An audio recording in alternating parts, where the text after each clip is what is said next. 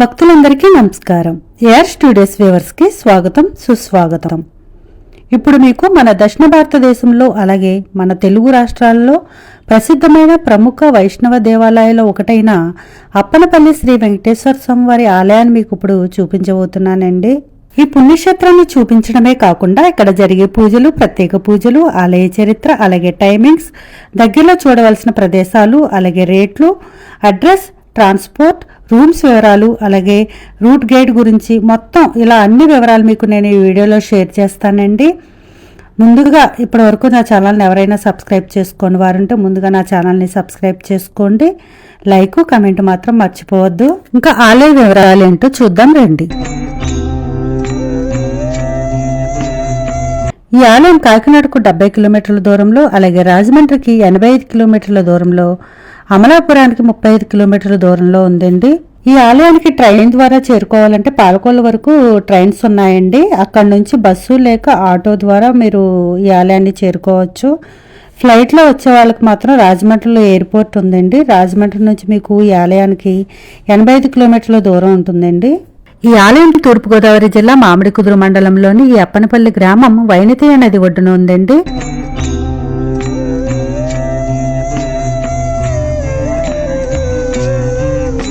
ఈ దేవస్థానం కోనసీమ 2వ తిరుపతిగా ఖ్యాతిని పొందింది. 3 వైపులా గోదావరి నది, 4వ వైపు బంగాళాఖాతం చుట్టబడి విశాలమైన వరి పొలాలు, కొబ్బరి తోటలు, మామిడి మరియు జాక్ చెట్లతో చుట్టుముట్టబడిన కోనసీమ స్వర్గంలో ఒక భాగం భూమికి దిగివచ్చినట్లుగా ఉంటుందండి.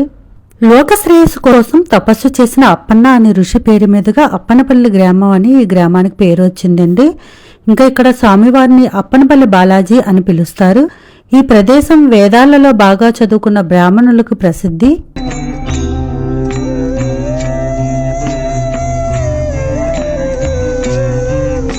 ఇంకా ఇక్కడ 2 వెంకటేశ్వర స్వామి దేవస్థానాలు ఉన్నాయండి. పూర్వం ఉన్న దేవస్థానమున స్వామివారిని కళ్యాణ వెంకటేశ్వరుడు అని పిలుస్తారు. ఈ దేవస్థాన నిర్మాత ముల్లేటి రామస్వామి. ఈయన కొబ్బరి వర్తకుడు. ఆయన కీర్తిశేషులు శ్రీమతి వాయువేగుల సీతమ్మ గారింట్లో కొబ్బరి వర్తకం చేసేవాడు. వ్యాపారంలో వచ్చిన కొంచెం వాటాను ప్రతి సంవత్సరం తిరుపతి వెళ్లి వెంకటేశ్వర స్వామి వారి గర్భాలయంలో పెట్టి సమర్పించేవాడు.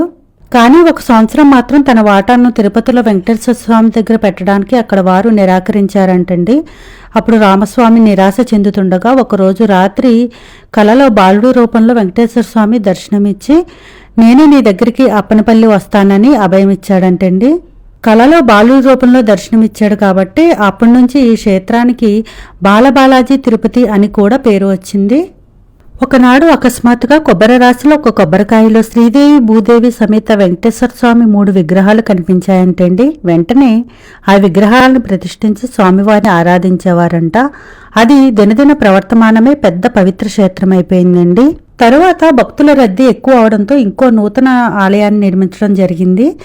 ఈ నూతన ఆలయాన్ని ఆగమ శాస్త్రానికి అనుగుణంగా శ్రీ శ్రీ త్రిదండి శ్రీమన్నారాయణ చిన్నజీయర్ స్వామి ఆయన భార్య చేతుల మీద విగ్రహాలను ప్రతిష్ఠించడం జరిగిందంటండి. పురాతన దేవాలయానికి ఎదురుగుండానే ఈ కొత్త దేవాలయం కూడా ఉంటుందండి.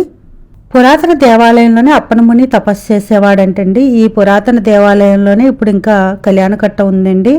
ఇక్కడ ఉన్న ఈ వైనతయ నదిలో స్నానం చేసి పాత దేవస్థానంలో దేవుణ్ణి దర్శించిన పిదప కళ్యాణకట్టలో తలనీలాలు అర్పించి మళ్ళీ గోదావరిలో స్నానం చేసి అప్పుడు ప్రధాన దేవాలయానికి వెళ్ళి బాలాజీ దర్శనం చేసుకోవాలండి. ఈ వైనతయ నది స్వామివారి దేవాలయానికి అతి దగ్గరలో అంటే ఒక 100 మీటర్స్ దూరంలోనే ఉంటుంది.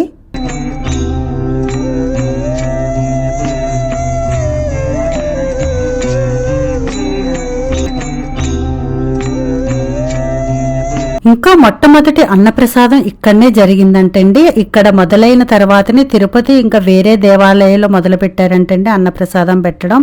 ఇదొక చెప్పుకోదగ్గ విషయం అని చెప్పాలి. ఇక్కడ నిరంతరం అన్నప్రసాదం కొనసాగుతూనే ఉంటుందండి. ఉదయం 9 గంటల నుండి రాత్రి 11 గంటల వరకు అన్నప్రసాదం పెడతారండి ఇక్కడ డైలీ.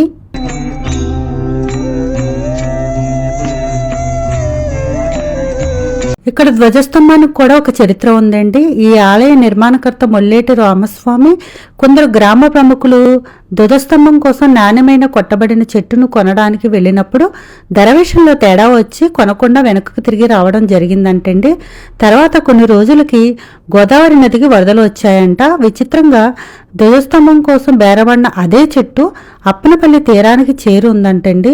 దాన్ని ధ్వజస్తంభ నిర్మాణానికి వాడారని చెప్తున్నారు. ఈ ఆలయం టైమింగ్స్ వచ్చి మార్నింగ్ 6:30 నుంచి మధ్యాహ్నం 1 o'clock వరకు, అలాగే మళ్ళీ 1.5 hour గ్యాప్ తర్వాత 2:30 నుంచి 7 o'clock వరకు ఈ పుణ్యక్షేత్రం ఓపెన్ ఉంటుందండి.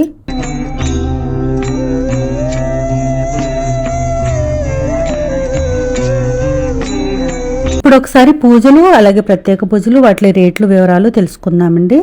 ప్రతి శుక్రవారం పంచామృత అభిషేకం ఉదయం 6 గంటల నుంచి అలాగే 9 గంటల వరకు చేస్తారు. ఈ అభిషేకం రేటు వచ్చి 100 రూపీస్ ఉందండి. అలాగే ప్రతి శనివారం 4:30 సుప్రభాత సేవ ఉంటుంది. అలాగే ప్రతిరోజు లక్ష్మీనారాయణ హోమం కూడా ఉంటుందండి. ఈ హోమం టైమింగ్స్ వచ్చి ఉదయం 11 గంటల నుండి మధ్యాహ్నం 1 గంట వరకు చేస్తారు.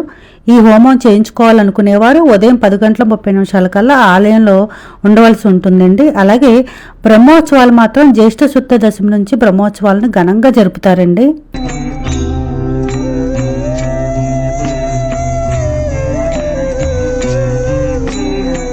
ఇక్కడ స్టే చేయడానికి 32 గదుల వసతి గృహం ఉందండి. ఇది ఆన్లైన్ ద్వారా కూడా మీరు ఈ రూమ్స్ని బుక్ చేసుకోవచ్చు.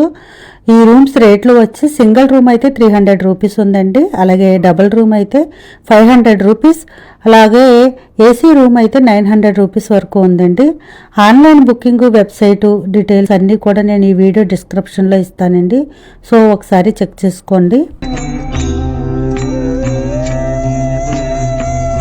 అసలు కోనసీమలో చూడవలసిన టూరిస్ట్ ప్లేసెస్ చాలా ఉన్నాయండి. వాటిలో ముఖ్యంగా అంతర్వేది లక్ష్మీనరసింహస్వామి, అలాగే అంతర్వేది బీచ్, దిండి రిసార్ట్, అయినవెల్లి సిద్ధి వినాయక స్వామి టెంపుల్, పాలకోలు పంచారామ క్షేత్రమైన శ్రీరామలింగేశ్వర స్వామి టెంపుల్, ఇలాగా చూడవలసిన టూరిస్ట్ ప్లేసెస్ చాలా ఉన్నాయండి.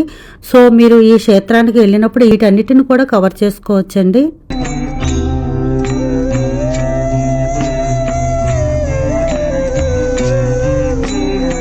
ఈ క్షేత్రం గురించి ఫుల్ ఇన్ఫర్మేషన్ నేను మీకు ఇచ్చాను అనుకుంటున్నానండి. ఇంకేమైనా మీకు డౌట్స్ కానీ క్వశ్చన్స్ కానీ ఉంటే నాకు కామెంట్ బాక్స్లో కామెంట్ పెట్టండి, నేను మీకు ఆన్సర్ చేస్తాను.